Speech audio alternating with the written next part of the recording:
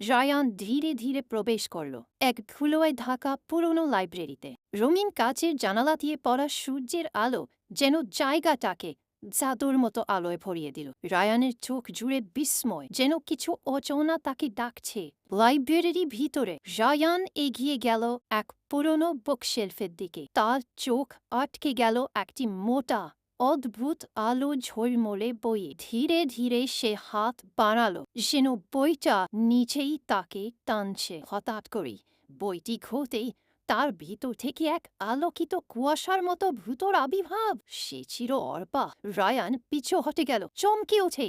সারা ঘর জুড়ে নেমে এলো রহস্যের গা ছমছমে পরিবেশ। রায়ান বইটি হাতে ধরে দাঁড়িয়েছিল, আর তার সামনে ভেসে উঠল উর্বা, স্বচ্ছ নীলচে আলোয় চলে আত্মা। দেওয়ালের চারপাশে উদ্ভট চিহ্ন জ্বলতে লাগলো। সে বুঝে গেল এটা কেবল শুরু। রায়ানের সামনে ছুঁড়ছুড় করছে এক প্রাচীন পাথরের দেয়ালে খোদাই করা ধাঁধা। বাতাসে ভাসছে রহস্যময় রুনচিহ্ন।